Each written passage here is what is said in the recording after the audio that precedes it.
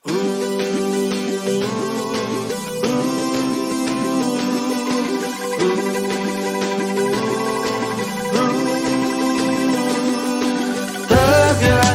bergerak, ini saatnya.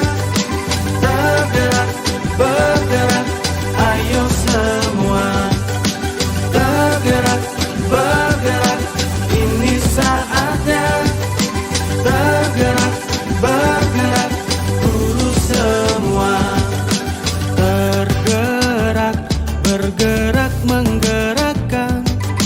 Lakukan perubahan untuk pendidikan.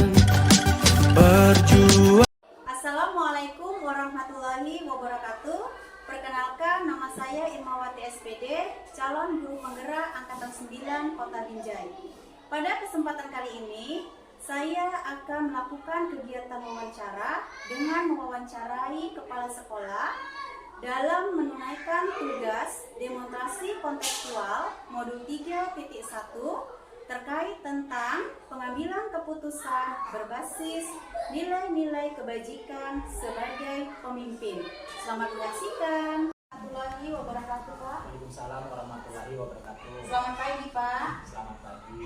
Apa kabarnya hari ini, Pak? Alhamdulillah baik, sehat. Iya, yang pertama saya ucapkan terima kasih kepada Bapak karena Bapak telah memberikan waktunya pagi hari ini untuk kegiatan wawancara saya, Pak. Nah, kemudian saya juga berterima kasih kepada Bapak karena Bapak telah mendukung saya untuk mengikuti program guru penggerak, Pak. Nah, di sini Pak, saya ingin mewawancarai Bapak terkait tugas saya pada modul 3.1 yaitu demonstrasi kontekstual tentang pengambilan keputusan berbasis nilai-nilai kepemimpinan seorang pemimpin. Nah, di sini kan Bapak sudah menjadi kepala sekolah yang sudah cukup lama ya Pak? Sudah cukup lama. Nah, mungkin Bapak mempunyai pengalaman yang luar biasa, kemudian pengalaman yang real tentang mengatasi kasus-kasus atau permasalahan yang ada di lingkungan sekolah ini. Nah, di sini saya ingin menanyakan beberapa kepada Bapak ini, Pak. Nah, selama ini bagaimana Bapak dapat mengidentifikasi kasus-kasus yang merupakan dilema etika atau bujukan moral? Ya, ini sesuai dengan pengalaman saya selama jadi kepala sekolah. Ya. Di sekolah saya itu, di sekolah kita itu, kebanyakan kasus yang terjadi di sekolah itu, di mana saya mengambil ada menyikapi dua perkara yang sama-sama benar, namun harus mengambil keputusan yang bijaksana demi kebaikan warga sekolah. Nah, itu pun tidak bisa kita putuskan dengan sendiri dengan bantuan guru yang lain. Nah, pokoknya kerjasama lah antara sesama warga sekolah. Ini adanya kerjasama ya Pak tentang mengidentifikasi kasus-kasus tersebut. Nah, kemudian Pak, selama ini bagaimana Bapak menjalankan pengambilan keputusan di sekolah Bapak? Nah, terutama untuk kasus-kasus di mana ada dua kepentingan yang sama-sama benar atau sama-sama mengandung nilai kebajikan atau kebaikan. Sebelum keputusan diambil, tentunya saya harus mengidentifikasi dulu apa masalahnya, kan gitu, dan siapa saja yang terlibat. Kemudian mengumpulkan fakta-fakta dalam pengambilan keputusan. Itu dilakukan dengan musyawarah untuk mufakat bersama semua pihak yang ada di sekolah. Jadi tidak bisa saya kerjakan dengan saya sendiri. Jadi nanti kalau dikerjakan dari sini hasilnya tak maksimal. Iya, berarti kita harus mengetahui ya kan Pak, nah kasus apa yang kita alami, masalah apa yang kita alami, apakah itu dia termasuk dilema etika atau bujukan moral gitu ya kan Pak. Nah, kemudian kalau kita sudah mengetahui, baru kita mencari fakta-faktanya, kita kumpulkan Iya, seperti itu ya kan Pak. Nah, kemudian Pak, adakah langkah-langkah atau prosedur seperti apa yang bisa Bapak lakukan selama ini untuk menyelesaikan permasalahan tersebut? Ya, langkah-langkah yang saya selesaikan di sekolah itu kan tadinya dari awal tadi kan sudah diidentifikasi apa masalahnya. Jadi seperti yang dari awal tadi kan tidak bisa yang dengan saya sendiri. Jadi pas saya kumpulkan semua guru-guru itu kan, nah, saya adakan rapat apa masalahnya kan gitu kan. Kemudian setelah rapat dengan staf warga sekolah itu kan, baru nanti ada hasilnya yang cara mufakat. Itulah yang akan saya lakukan. Ya, berarti hasilnya diumumkan pada saat itu juga dan semua warga sekolah juga tahu ya kan Pak. Nah, adakah hal-hal apa saja yang selama ini Bapak anggap efektif dalam mengambil keputusan pada kasus-kasus dilema etika? Ya, intinya dari hasil rapat tadi. Jadi kalau warga sekolah semua, baik kepala sekolah, guru maupun staf-staf di sekolah itu kita rapat. Hasil mufakat itulah yang akan kita laksanakan di dalam melaksanakan tugas di sekolah. Hasil mufakat bersama tadi ya kan Pak. Berarti hasilnya tadi akan dijalankan secara bersama-sama. Nah, kemudian Pak, ada nggak ini Pak hal-hal apa saja yang selama ini merupakan tantangan dalam pengambilan keputusan pada kasus-kasus dilema etika? Ya, mengenai etika tadi kan di sekolah itu kan bermacam-macam tantangannya. Menurut ini misalnya kurang mampu ya kan, saya rasa kasihan yang mana, itulah tugas pemimpin tadi bagaimana cara mengatasi yang itu. Pokoknya intinya harus mengutamakan kepentingan umum daripada kepentingan pribadi, itulah intinya. Jadi kalau memang dia membutuhkan, apa salahnya kalau kita bisa membantu, bantulah mereka. Itu iya, berarti hal-hal yang merupakan tantangan ya kan Pak. Nah, berarti kita harus mendahulukan kepentingan siswa dulu ya kan Pak, kemudian baru kepentingan pribadi kita. Nah, kemudian Pak, apakah Bapak memiliki sebuah jadwal tertentu untuk menyelesaikan kasus-kasus yang telah terjadi seperti dilema etika ini? Adakah jadwal tertentu untuk menyelesaikan kasus-kasus tersebut? Kalau dibilang jadwal, kadang-kadang kita buat jadwal pun tidak ada terjadi masalah. Jadi intinya gini, kalau di hari itu ada masalah, langsung kita selesaikan di tempat itu juga. Kita abukan bersama warga sekolah, kepala sekolah, guru dan staf sekolah. Hari itu juga gitu. Berarti tidak ada jadwal ya Pak. Nah, tidak ada jadwal, namun jika terjadi masalah atau dilema langsung diselesaikan pada saat itu juga. Nah, kemudian Pak, adakah seseorang atau faktor-faktor apa yang selama ini mempermudah atau membantu Bapak dalam mengambil keputusan dalam kasus-kasus dilema etika? Setelah terjadi masalah itu kita rapatkan dengan pun harus didorong dengan sarana dan prasarana sekolah. Bila perlu pun minta bantuan sama orang tua siswa. Jadi kita berkolaborasi, bekerja sama, dan hasilnya maksimal demi kepentingan anak didik dan kemajuan sekolah. Oke ya Pak. Nah, berarti pakaiannya berarti menunjang lingkungan sekolah semua ya Pak. Iya, kolaborasi lah. Kolaborasi, bekerja sama dengan guru-guru, orang tua siswa itu ya kan Pak. Nah, kemudian Pak, dari semua hal yang sudah saya tanyakan tadi Pak, nah, pembelajaran apa yang dapat Bapak petik dari pengalaman Bapak mengambil keputusan dilema etika? Ya, kalau dari pengalaman yang lalu itu ya, biasanya kalau ada masalah kita rapatkan di sekolah itu, hari itu juga kita putuskan, ya kan? Kemudian memang kita harus bisa mengambil risiko. Pokoknya seorang pimpinan tadi harus bisa mengambil risiko. Pokoknya yang hasil rapat juga itu adalah keputusan yang terbaik. Apapun risiko yang diberikan hari demi kemajuan, tapi hidup pun bukan untuk ini aja, untuk semua warga sekolah, kepala sekolah, guru, bila perlu orang tua, murid-murid kita libatkan untuk bagian sekolah.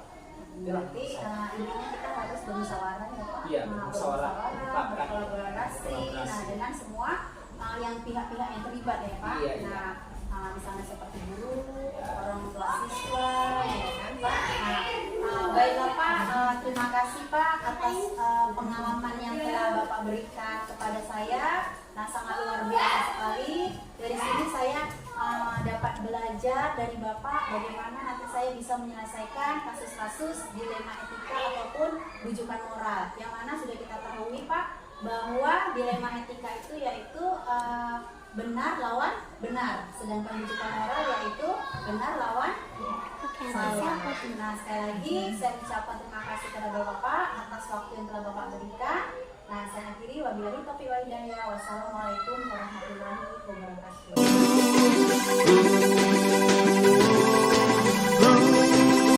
Assalamualaikum warahmatullahi wabarakatuh, Bu. Waalaikumsalam. Selamat pagi, Bu. Pagi, Apa kabarnya hari ini, Bu? sehat lah, Bu. Luar biasa ya kan, Bu. Iya, alhamdulillah.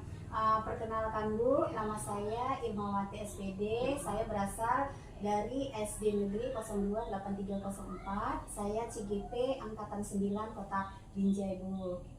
Selamat datang di sekolah kami. Ada yang bisa membantu, Bu Irma? Iya, Bu. Nah, kedatangan saya hari ini, Bu, nah terkait dengan modul 3.1 yaitu demonstrasi kontekstual, Bu. Tugasnya yaitu, Bu, pengalaman berbasis pengambilan keputusan seorang pemimpin, Bu. Nah, di sini saya sangat berterima kasih sekali kepada Ibu karena Ibu telah memberi kesempatan waktunya kepada saya untuk melakukan wawancara hari ini. Baik, dipersilakan saja, Bu ya. Iya, Bu, terima kasih ya, Bu. Iya. Nah, mungkin Ibu sebagai pemimpin di sekolah ini, Ibu sering mengalami kasus-kasus dilema etika ataupun rujukan moral ya kan, Bu. Nah, di sini mungkin Ibu punya langkah-langkah jitu ini, Bu, untuk permasalahannya tersebut.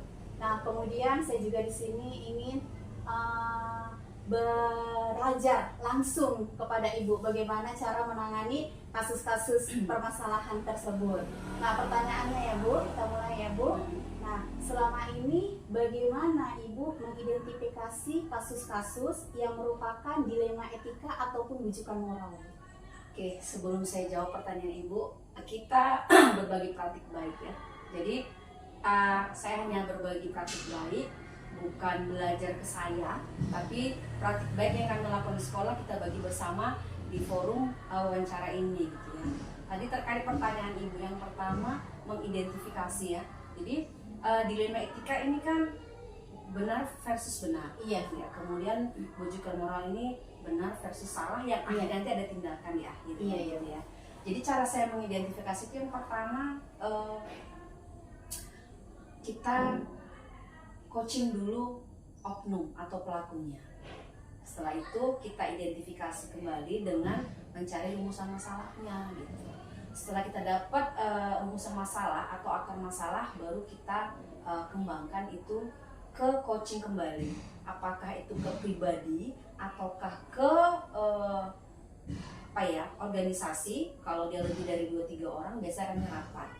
Itu kemudian kami peta-petakan gitu. Jadi kita sudah identifikasi, kita sudah cari oknumnya, kita sudah cari akar masalahnya, kita peta-petakan. Kan kita nggak bisa langsung tembak ya, ini salah, ini benar, ini salah. Betul. Jadi kita peta-petakan dulu, baru kita lempar ke forum kalau dia lebih besar jumlah oknumnya, tapi kalau 2 itu cukup coaching saja. Seperti itu ya, Iya. Bu. Nah, kemudian Bu, selama ini bagaimana Ibu menjalankan pengambilan keputusan di sekolah Ibu? Nah, terutama untuk kasus-kasus di mana ada 2 kepentingan yang sama-sama benar atau sama-sama mengandung nilai kebajikan. Jadi sama seperti yang saya di awal tadi saya utarakan, itu pastinya ke coaching dan rapat ya. Jadi coaching dulu, benar-benar kita tanya individunya. Kalau memang ini terbentur, kita tidak bisa ambil keputusan, kita buat di rapat. Nanti keputusan itu kita ambil secara bersama. Apakah benar atau salah, kita minta bantuan ke guru senior. Biasa saya gunakan guru senior, kemudian atau ke sekolah. Terkait itu hubungan kemana? Kalau ke pribadi pasti ke saya, ke pimpinan dengan guru senior. Tapi kalau dia berbau dengan ke masyarakat atau ke siswa, kita panggil orang tua atau komite. Seperti itu ya, Bu. Nah, kemudian Bu, ada nggak Bu langkah-langkah atau prosedur seperti apa yang bisa Ibu lakukan selama ini? Ya, terkait lagi tadi ya. Iya, Bu. Pertanyaan Ibu pertama dan kedua itu ada beruntunnya. Jadi ya tadi yang pertama coaching, ya coaching, kemudian cari akar masalah, kemudian kita rapatkan bersama, ambil solusinya di ruang rapat kalau dia lebih dari 1, ya. Tapi kalau 1 tetap berdua saja, kan? Kalau nanti di akhir kita mentok juga nggak bisa ambil keputusan atau solusi, kita panggil atasan kita yang lebih tinggi. Biasanya kalau kita ini pengawas, Iya. terkait dengan guru. Tetapi kalau dengan siswa itu ke komite dengan masyarakat atau orang tuanya aja langsung. Jadi saat kita memutuskan benar-benar ini benar, dua-dua benar ya, tapi satu harus kita ambil keputusan yang mana, kita memang harus ambil kebijakan itu berdasarkan lemparan pertanyaan ke rekan-rekan kita. Jadi misalnya waktu benar salah, benar-benar dua-duanya, benar versus benar. Misalnya ini terkait masalah guru senior dan guru junior. Ya, jadi sebenarnya tidak ada senior junior gitu. Tapi memang di masa digitalisasi ini titik berat kita untuk mengembangkan itu adalah di guru senior. Maaf yang usianya rata-rata lebih di atas 50. Mereka tidak bisa mengoperasikan laptop itu dengan lincah seperti guru-guru muda. Jadi saat kita memberikan tugas ataupun tugas mereka di PNM mungkin ya, mereka perlu perlu pendalaman materi tentang penggunaan aplikasi tersebut, tapi mereka tidak mampu gitu kan. Ini sebenarnya kan benar. Iya, betul. Ini perasaan mereka bener loh gitu kan. Nggak bisa loh Bu, gimana kayak menggunakannya. Kami mau loh Bu, punya kemauan loh Bu gitu. Jadi pihak yang muda tadi kita dudukkan bersama gitu. Bisa Kita bantu, dampingkan ya, Bu. bisa bantu dengan cara apa, dengan cara kesepakatan apa mereka bisa membantu. Ini kan sama-sama benar. Guru muda bisa, guru tua bisa juga. Tapi mereka tidak punya kemampuan untuk lebih dari mengoperasionalkan tadi gitu. Jadi itu memang kita harus dudukkan. Seperti itu Bu, contohnya. Itu langkah-langkahnya Iya. ya kan, Bu. Nah, kemudian Bu, hal-hal apa saja yang selama ini Ibu anggap efektif dalam pengambilan keputusan pada kasus-kasus dilema etika tersebut? Tetap rapat. Ya, jadi musyawarah untuk mufakat itu benar. Jadi kalau kita mengambil keputusan sendiri, bola panas ke kita, ke saya, ya. Jadi kalau saya memutuskan suatu masalah atau dilema etika tadi itu ke saya langsung, itu saya bisa salah. Karena kan saya nggak ambil keputusan itu berdasarkan cerita bersama. Jadi kalau kita sudah rapat bersama, cerita bersama, dapat solusi bersama, putusan itu bersama. Jika terjadi hal-hal yang tidak baik di kemudian hari, kita lempar kembali. Ini keputusan kita loh. bersamanya, kan? Tetapi memang ada keputusan yang memang saya ambil alih mutlak ya. Tidak boleh diktator sebenarnya, tapi memang ada kalanya pemimpin itu harus diktator. Bukan ke negatif ya gitu. Jadi mungkin ada perdebatan di rapat itu biasa ya. Bu, ini benar gitu. Jadi setelah kita ambil poin pun tetap ini benar. Jadi tetap disitulah posisi saya untuk mengambil keputusan secara pribadi. Iya, sebagai pemimpin. Tapi tetap melihat latar belakang dari keputusan tadi. Iya. Nah, kemudian Bu, ada nggak hal-hal yang selama ini merupakan tantangan dalam pengambilan keputusan pada kasus-kasus tersebut? Iya, pasti perasaan ya. Jadi Tantangan yang paling berat itu adalah perasaan. korban perasaan dulu. Ya, perasaan dan usia. Ini mempengaruhi. Jadi kalau kenapa saya bilang perasaan? Kita saat mengambil keputusan benar versus benar, beda dengan mengambil keputusan benar versus salah. Pasti yang kita ambil yang benar. Ketok palu. Ini kan gitu. Tapi kalau saat saya mengambil keputusan di antara dua kebenaran, harus saya ambil yang paling benarnya. Sebenarnya tidak ada yang paling benar gitu. Itu yang paling benar gitu ya. Harus menggunakan perasaan. Tapi sebenarnya tidak boleh. Karena ini kan keputusan gitu. Kedua, saat saya mengambil keputusan itu karena usia. Jadi ada beberapa di sekolah kami juga usianya terpaut jauh dengan saya, di atas 50, 55 bahkan. Jadi saat kita memberikan keputusan kepada beliau ini kita harus menggunakan bahasa yang sangat lembut dan sangat dikomunikasikan, santun. iya. Walaupun sebenarnya posisi kita harus keras gitu, supaya itu menekankan bahwasannya that's the point gitu. Tapi tetap di situ dilemanya. Tetap juga saya lempar. Untuk mengambil keputusan saya lempar, saya coaching, saya ambil di ruang rapat atau ke pribadi berdua, maunya seperti apa, gimana, kenapa seperti apanya, itu tetap saya tanya di awal sebelum rapat. Itu beratnya. Tantangannya selesai Iya. ya kan Bu. Nah, kemudian Bu, apakah Ibu memiliki sebuah jadwal tertentu untuk menyelesaikan kasus-kasus dilema etika tersebut? Nggak ada. Jadi saya begitu poin masalah itu muncul, kalau bisa hari itu juga diselesaikan. Tetapi jika dia perlu waktu yang lama, misalnya ke anak ya, dilema etika ke siswa dan guru. Kita panggil orang tua kan perlu waktu, tidak mesti hari ini, mungkin sudah bekerja, jadi harus nunggu waktu besok atau lusa. Kemudian juga untuk ke dilema etika ke masyarakat, di sini kebetulan sekitar 70% siswa itu tinggal dengan wali, bisa nenek, kakek, dan paman gitu. Jadi untuk merekrut masalah itu menjadi selesai hari ini itu lebih berat. Itu termasuk tantangan saya juga tadi ya. Jadi kalau bisa hari ini selesai, saya selesaikan.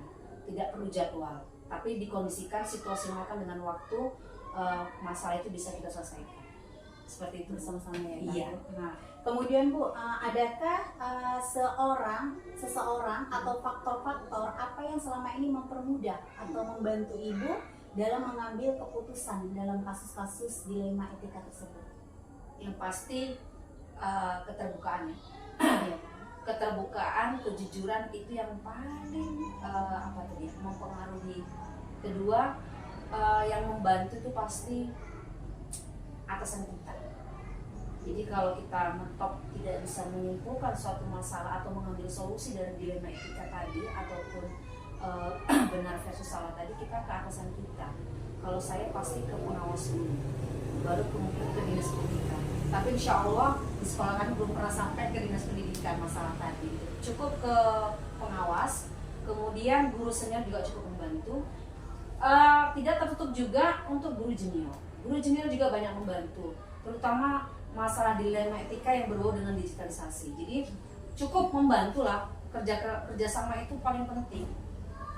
Poinnya kerjasama itu. Intinya kita harus bermusyawarah, Iya, kolaborasi, bermusyawarah. ya Iya. kan, Bu? Itu yang membantu saya. Nah, kemudian Bu, dari semua hal tersebut Bu, nah dari semua hal yang telah Ibu sampaikan tadi kepada saya, nah pembelajaran apa yang dapat Ibu petik dari pengalaman pengambilan keputusan dilema etika ini? Tetap the conclusion-nya itu rapat. Jadi kerjasama, kolaborasi, rapat itu satu kata di dalam musyawarah gitu ya. Jadi segala sesuatunya itu tetap kita harus musyawarahkan, harus face to face dulu sebelum kita masuk ke ruang rapat. Kerjasama. Gitu ya Bang Bu. Nah intinya kita harus kerjasama antara guru-guru kita, masyarakat, atasan kita, Iya. kemudian tetap rapat itu dengan coaching itu tetap harus kita buat. Iya. Baiklah Bu, mungkin sampai di sini Bu wawancara saya kepada Ibu. Alhamdulillah dengan wawancara ini saya mendapat banyak ilmu, banyak pengetahuan dari Ibu. Nah, bagaimana caranya mengambil keputusan berbasis nilai-nilai kebijakan sebagai seorang pemimpin. Nah, kemudian bagaimana caranya kita dapat mengintrospeksi kasus-kasus tersebut, karena kita tahu kasus dilema etika itu sama-sama Benar. Iya, sama-sama benar ya kan Bu. Nah, sekali lagi saya ucapkan terima kasih banyak kepada Ibu. Semoga sekolah yang Ibu pimpin semakin maju, semakin berprestasi. Terima kasih ya Bu Irma atas kedatangannya. Senang sudah bisa berbagi praktik baik.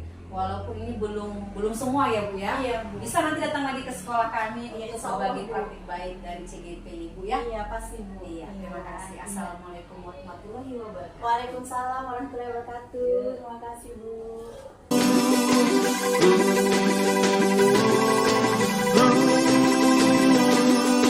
Tergerak, bergerak, ini saatnya. Tergerak, bergerak, ayo semua. Tergerak, bergerak, ini saatnya.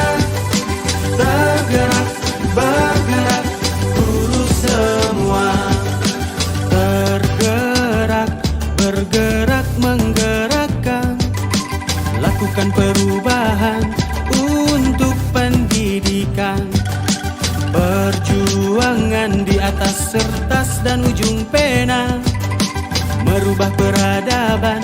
lebih baik dan bermakna. Suadi Suryaningrat, pahlawan pendidikan, pemikirannya hebat dengan 3 semboyan. Ingat sosung tulodo, hikmat dia mangun kaso, tuturi handayani, filosofi yang mumpuni. Ibu bapak guru hebat, ayo teruslah bersemangat untuk belajar sepanjang hayat. Respect, salam hormat, guru hebat. Tergerak, bergerak, ini saatnya. Tergerak, bergerak, ayo semua. Tergerak, bergerak, ini saatnya. Tergerak, bergerak, guru semua. Tergerak bergerak calon guru penggerak, lanjutkan perjuangan Ki Hajar Dewantara. Guru bergerak di seluruh Nusantara, lakukan perubahan dengan aksi yang nyata. Di depan beri teladan, majukan pendidikan. Di tengah beri semangat selaras dengan kodrat. Di belakang